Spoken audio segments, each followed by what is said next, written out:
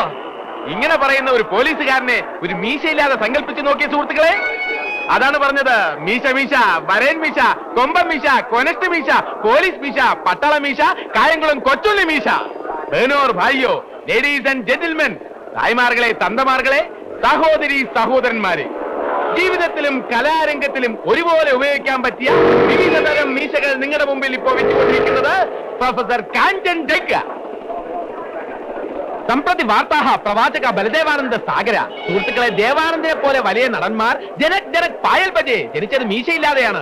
ദിൽഹേക്ക് മാൻതാ നഹീം. എന്നാൽ ദൈവത്തിന്റെ കൃപ കൊണ്ട് റോട്ടി കപ്പട ഓർ മകാൻ, ചെറിയ കപ്പട മഹാൻ മീശകൾ വച്ച് രുദ്ര മസ്തര, സ്വന്തം രൂപം പോലും മാറ്റാൻ അവർക്ക് കഴിഞ്ഞു. മുഖദ്ദർക്ക സികന്ദർ, മുഖത്തിന് ചേരുന്ന മീശ ആശിക്ക്. ആരാണ് ആശിക്കാത്തത്? ഒറ്റ നോട്ടത്തിൽ തന്നെ പ്രകടമായി ബുദ്ധിയില്ല എന്ന് നമുക്ക് മനസ്സിലാകുമെങ്കിലും നമ്മൾ ഇയാളെ പേടിക്കുന്നു. കാരണം ഇയാളുടെ മീശ സുഹൃത്തുക്കളെ അറച്ചു നിൽക്കാതെ മറിച്ചു നിൽക്കാതെ കടന്നു വരും. ഒരു ഭാഗ്യക്കുറി ടിക്കറ്റ് എടുക്കുന്നതിനേക്കാൾ എന്തുകൊണ്ട് നല്ലതല്ലേ ഈ മീശ വാങ്ങുന്നത്? ഭാഗ്യക്കുറി ടിക്കറ്റ് എടുത്താൽ സമ്മാനം കിട്ടുമെന്ന് എന്താണ് ഉറപ്പ്? എന്നാൽ ഈ മീശ വാങ്ങിയാൽ നിങ്ങളുടെ മുഖത്ത് ഈ മീശ ഉണ്ടാവുമെന്ന കാര്യത്തിൽ യാതൊരു സംശയവും വേണ്ട. വരൂ, വിവിധതരം മീശകൾ. 5 രൂപ, 10 രൂപ, 15 രൂപ, 20 രൂപ. വരൂ, വാങ്ങിക്കോളൂ. ക്യൂ നിന്ന് വാങ്ങും. തള്ളരുത്, എല്ലാവർക്കും ഉണ്ടല്ലോ. എന്താ അങ്ങനെ? വരൂ. മീശയും താടിയൊക്കെ സഹായ വിലയാണ്. വാങ്ങിക്കോളൂ, ഓരോരുത്തരായിട്ട് വന്ന് വാങ്ങിക്കോളൂ. ഉണ്ണികൃഷ്ണ, വാങ്ങിച്ചോളൂ. ഈ മീശയും താടിയും വെച്ചാ ആർക്ക് വേണോ ആരെ വേണമെങ്കിലും പറ്റിക്കാം, തിരിച്ചറിയാൻ പറ്റില്ല. ഉണ്ണികൃഷ്ണ ഇങ്ങോട്ട് വന്നേ. ചിലപ്പോ ഈ താടിയും മീശയും വെച്ചാ പരിചയമുള്ള ആൾക്കാരാണെന്ന് നമുക്ക് സംശയം തോന്നുവരെ ചെയ്യും. ഉണ്ണികൃഷ്ണ അവിടെ നിന്നേ.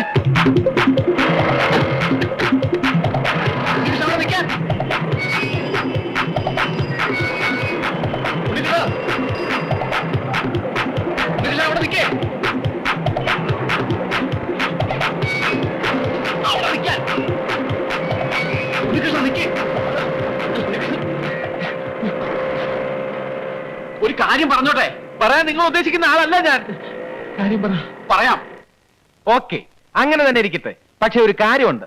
അന്ന് ഞാൻ മുത്തശ്ശിയുടെ മുമ്പിൽ വിശ്വനാഥനായി അഭിനയിച്ചത് ഈ സിസ്റ്ററെ ഒരു ആപൽഘട്ടത്തിൽ നിന്നും രക്ഷിക്കാൻ വേണ്ടിയായിരുന്നു. അതിനെനിക്ക് കിട്ടിയ ശിക്ഷയോ 5 ഇടിയും 6 അടിയും 3 തൊഴിയും. സ്വല്പം ഒഴിഞ്ഞില്ലായിരുന്നെങ്കിൽ ആ പൂച്ചട്ടി വീണെന്റെ തല പപ്പടമായി പോയെന്നെ.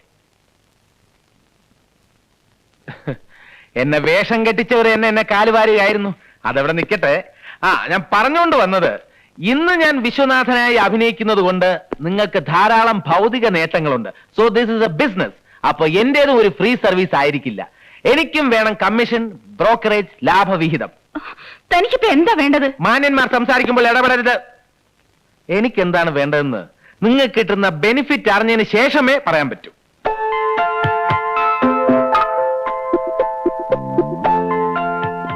അതൊക്കെ എന്ത് വേണമെങ്കിലും തരാം. പക്ഷേ ഒന്ന് മാത്രം മനസ്സിലാക്കിയാൽ മതി. ഇക്കാര്യത്തിൽ നമ്മൾ തമ്മിലുള്ള പരസ്പര ധാരണയും വിശ്വാസമാണ് വേണ്ടത്. ഉണ്ണികൃഷ്ണന് ഇതൊരു ബിസിനസ്സും കോൺട്രാക്റ്റും ഒക്കെ ആയിരിക്കും. പക്ഷേ എനിക്ക് അതിനപ്പുറത്ത് പലതുമാണ്. അയ്യോ, ഞാൻ ആ ഉദ്ദേശത്തിലല്ല പറഞ്ഞത്. എന്നെ നിങ്ങൾക്ക് വിശ്വസിക്കാം, എല്ലാ അർത്ഥത്തിലും.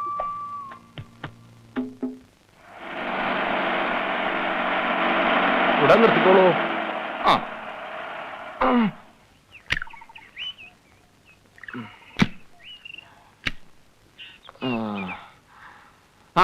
അതെ, ഇങ്ങോട്ട് വന്നോളൂ. ചുമട് എടുക്കുവോ? എടുത്തോളൂ.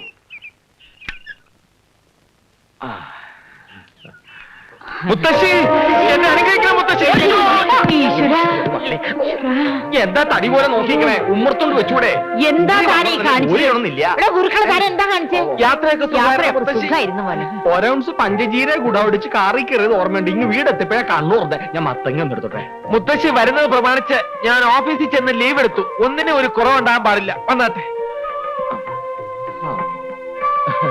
ഊണിന് മുത്തശ്ശിക്ക് ഇഷ്ടമുള്ള മാമ്പഴ പുളിശ്ശേരിയും പാവയ്ക്ക തോരനും തയ്യാറാക്കിയിട്ടുണ്ട്. പാലട പ്രഥമൻ വേറെയുണ്ട്. മുറുക്കാൻ ജാപ്പാണം പുകയിലയും തെങ്കാശി വെറ്റിലയും റോസ് ചുണ്ണാമ്പും വാങ്ങി വെച്ചിട്ടുണ്ട്. ഗുരുക്കളമ്മാവന് അങ്ങാടി മരുന്ന് എന്തെങ്കിലും വേണമെങ്കിൽ പറഞ്ഞോളൂട്ടോ. ഞാൻ ഇപ്പൊ തന്നെ വാങ്ങിട്ട് വരാം. തേച്ചു കുളിക്കാൻ ബലാ കുളിച്ചാതി എണ്ണ തന്നെ മതിയല്ലോ, അതും വാങ്ങി വെച്ചിട്ടുണ്ട്. ഈ സ്നേഹത്തിന് മുമ്പിൽ ഗുരുക്കളമ്മാവൻ പതർന്നു കൂട്ടിയേ. താൻ എന്തിനുണ്ട് പതർന്നേ? വേണ്ടേ? പതർന്നില്ലേ? വന്നാട്ടെ. ഒരു മോളെ, നല്ല യാത്രാക്ഷീണം ഉണ്ടാവും. ആദ്യം ഓരോ ഗ്ലാസ് ചൂട് കാപ്പിയാവാം അല്ലേ? സിസ്റ്റർ നിക്ക് ഇന്ദു പോയി കാപ്പി എടുത്തോണ്ട് വരൂ. കാല് തടവണോ മുത്തശ്ശി? തടവി കൊടുക്കടി. ഇപ്പൊ വേണ്ട മോനെ, കുറച്ച് കഴിഞ്ഞിട്ട് ആ മതി. മതിയില്ലേ? ആ. വായി നോക്കി നിൽക്കാതെ ആ സാധനങ്ങൾ എടുത്തു വെക്കാൻ ആ. ഗുരുക്കളമ്മാനെ സഹായിക്കടി. നോക്കാതെ ചെല്ലടി. ചെല്ലു മോളെ. ആ. ചെല്ലു. വിരട്ടിയാലേ ശരിയാവുള്ളൂ. നിന്നെ മുത്തശ്ശിയുടെ മുമ്പിൽ വെച്ചുള്ള ഈ എടി പൊളി വിളി നിർത്തിയില്ലെങ്കിലേ എന്റെ സ്വഭാവം മാറും. അത് ഉണ്ണികൃഷ്ണൻ സ്വർണ്ണലതയെ വിളിക്കുന്നതല്ല.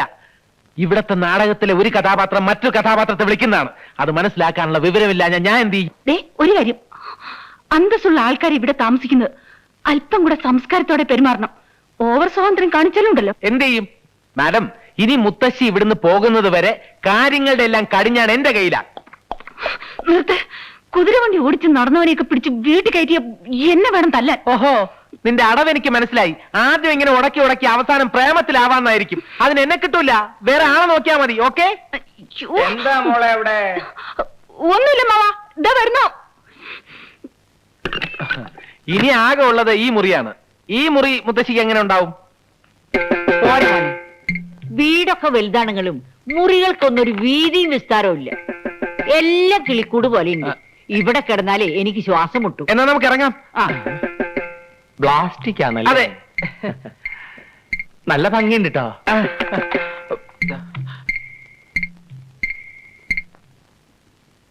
ഇതെന്താ ചിത്രം? ഞാൻ നോക്കിയിട്ട് കാറ്റും വെളിച്ചവും കയറുന്നതും വീതിയും വിസ്താരമുള്ളത് ഈ മുറിയെ. കിടപ്പ് ഇവിടെ തന്നെ ആയിക്കാലേ ഗുരുക്കളെ. ഇത് ഹാളാണ് മുത്തശ്ശി. ആയിക്കോട്ടെ, അതിനെന്താ? അല്ല, എനിക്ക് പ്രത്യേകിച്ച് മുറിയൊന്നും വേണ്ട കേട്ടോ. തനിക്ക് ഇവിടെ പ്രത്യേക മുറി വേണമെന്ന് ആരെങ്കിലും പറഞ്ഞോ?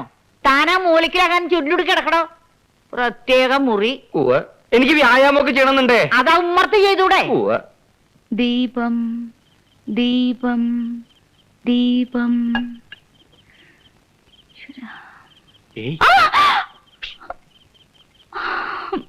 ഞാനാണ്.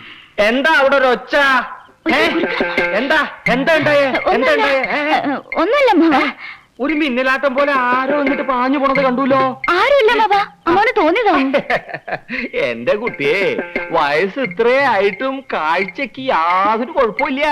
സ്വന്തമായിട്ട് ഉണ്ടാക്കി ഉപയോഗിച്ച അഞ്ഞന കുഴമ്പിന്റെ ഗുണാണ് അത്. ആരാ അത്? അയ്യോ, ആരുമില്ല അവിടെ. ഞാൻ പറഞ്ഞില്ലേ? എങ്ങനെയാ? പിന്നെന്തിനാ നിലവിളിച്ചേ? അത് പിന്നെ ഇവിടെ ആരും കാണാത്തോണ്ട് വിളിച്ചു പോയതാ. എന്നാ പിന്നെ നേരത്തെ പറയാൻ പാടില്ലായിരുന്നു. പാവം പേടിച്ചു അല്ലേ? പേടിയുണ്ടെങ്കിലേ ഒരു രക്ഷ ജപിച്ച് ഞാൻ കെട്ടിത്തരാം. ഇല്ലെങ്കിൽ ഗുരുക്കളമ്മാമനെ പോലെ ധൈര്യം ഉണ്ടാവണം. എന്റെ അമ്മേ, വേട്ടയ്ക്കൊരു മകനെ.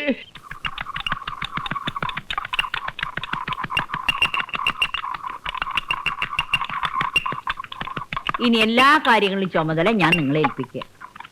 ഞാൻ ഇനി എത്ര നാളുണ്ടാവും കുട്ടികളെ? ഇനിയുള്ള കാലം കാശി പോയി ഭജന ഇരിക്കണമെന്ന് എന്റെ ആഗ്രഹം. വേണ്ട മുത്തശ്ശിയെ ഞാൻ എങ്ങോട്ടും വിടില്ല. സ്വത്തിനേക്കാളും പണത്തിനേക്കാളും എനിക്ക് വലുത് എന്റെ മുത്തശ്ശിയാ. ഇങ്ങനൊരു മരുമകനെ കിട്ടാൻ സുഹൃതം ചെയ്യണേ. വൈകിട്ടില്ല, ഇനി ചെയ്താലും മതി. കഷായം കൂട്ടാൻ വൈകിട്ടില്ല എന്ന് പറഞ്ഞതായിരുന്നു. ഞാൻ പോയി നോക്കിട്ട് കറക്റ്റ് സമയത്താ വന്നത്. മുത്തശ്ശി നല്ല മൂടില്ല. മതി മോളെ. ഇനി അരമണിക്കൂർ കഴിഞ്ഞ് മതി കേട്ടോ. എന്റെ കൂടെ കോളേജ് പഠിച്ചിരുന്ന ആളാ ഉണ്ണികൃഷ്ണൻ. നല്ല വിനയമുള്ള ചെറുപ്പക്കാരനാ. സിറ്റിയില് ഒരു കമ്പനിയിൽ ഇന്റർവ്യൂവിന് വന്നതാ. മുത്തശ്ശിയുടെ അനുഗ്രഹം വായിക്കടാ. എന്നെ അനുഗ്രഹിക്കണം മുത്തശ്ശി. തെറ്റുകൾ എന്തെങ്കിലും ചെയ്തിട്ടുണ്ടെങ്കിൽ എന്നോട് പൊറുക്കണം.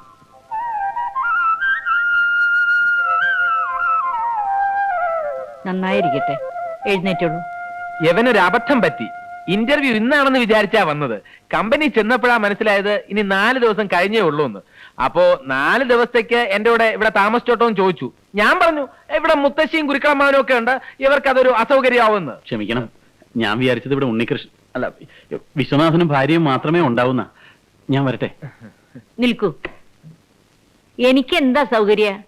4 ദിവസത്തെ കാര്യമില്ലുള്ളൂ. കുട്ടി ഇവിടെ കൂടിക്കോളൂ. കുറച്ചാളും ബഹളമൊക്കെ ഉള്ളത് ഒരു സുഖല്ലേ? ഞാൻ മുറി കാണിച്ചുതരാം. നിൽക്കൂ. നിങ്ങളെ ഞാൻ എവിടെയോ വെച്ച് കണ്ടിട്ടുള്ള പോലെ തോന്നുന്നു. തൃശ്ശൂർ പൂരം കാണാൻ വന്നിട്ടുണ്ടോ? ഇല്ല, തൃശ്ശൂർ മൃഗശാലയിൽ വന്നിട്ടുണ്ട്. അവിടെ വെച്ചായിരിക്കും. ലേശം ഇളക്കമുള്ള കൂട്ടത്തിലാണെന്ന് തോന്നുന്നു. എന്റെ ശരീരം ഇളക്കണ്ടെന്ന് പറഞ്ഞേക്കൂ. സ്വത്തും പണവും ഒന്നും മോഹിച്ചല്ല ഞാൻ ഇന്ദുവിനെ വിവാഹം കഴിച്ചത്. അവൾക്ക് ഇപ്പോഴുള്ളതിനേക്കാൾ കൂടുതൽ സ്വത്ത് എന്റെ കൈകൊണ്ട് സമ്പാദിക്കണമെന്നൊക്കെ ആയിരുന്നു മോഹം. ഇതിപ്പോ ആ മുത്തശ്ശി ഇംപ്രസ് ചെയ്ത് അവരുടെ കാശ് തട്ടിയെടുക്കാന്നൊക്കെ പറയുമ്പോ എനിക്ക് എന്നോട് തന്നെ പുച്ഛം തോന്നുക. ഒന്ന് ആലോചിക്കുമ്പോ ഇതൊന്നും വേണ്ടായിരുന്നല്ലേ? ഇതാണ് തന്റെ കുഴപ്പം. ഒരു തീരുമാനമെടുത്താൽ എടുത്തായിരിക്കണം. താനൊന്ന് ഉറച്ചു നിന്നാ മതി. എല്ലാം മംഗളമാക്കി തരുന്ന കാര്യം ഞാൻ ഏറ്റു. This part of the programme is sponsored by Unnikrishnan. അതല്ലടോ, താനൊന്ന് ആലോചിച്ച് നോക്കിയേ. എനിക്കിപ്പോ എന്റെ ഭാര്യയുടെ മുറിയിൽ ഒന്ന് കയറണമെന്നുണ്ടെങ്കിൽ ഞാൻ ആരുടെയൊക്കെ സമയവും സൗകര്യവും നോക്കണം. അതെല്ലാം തന്റെ കയ്യിലിരിപ്പ് കൊണ്ടാണെന്ന് കരുതി സമാധാനിച്ചാ മതി. ഞാൻ എന്ത് തെറ്റ് ചെയ്തെന്നാണ് താൻ പറയുന്നത്? എവിടെ? തന്നെ തന്നെ നോക്കി നിൽക്കാൻ അവിടെ. അയാൾ എന്തിനാ എന്നെ തന്നെ നോക്കുന്നത്? ഞാൻ വന്നപ്പോ തുടങ്ങി ശ്രദ്ധിക്കുക. താൻ നോക്കിക്കോ, ഞാനൊരു കളി കളിക്കാം. ഞാനാണ് ദേവരാജനെ കൊന്നതെന്ന് വേറെ ആർക്കും അറിയില്ല. നേരത്തെ സുമിത്രയെ ബലാത്സംഗം ചെയ്തതിന്റെ പേരിൽ ഡേവിഡിനും എന്നോട് ശത്രുതയുണ്ട്. അതുകൊണ്ടാണ് എനിക്ക് ഒളിച്ചു താമസിക്കേണ്ടി വരുന്നത്.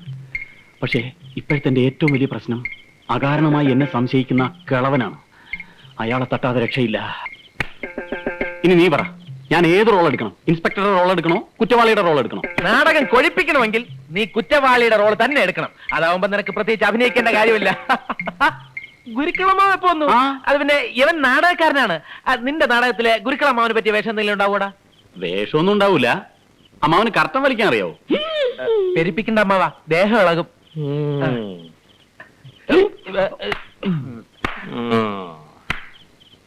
ഇയാൾക്ക് എന്തിന്റെ അസുഖ? വിശുട്ടാ, വിശുട്ടാ,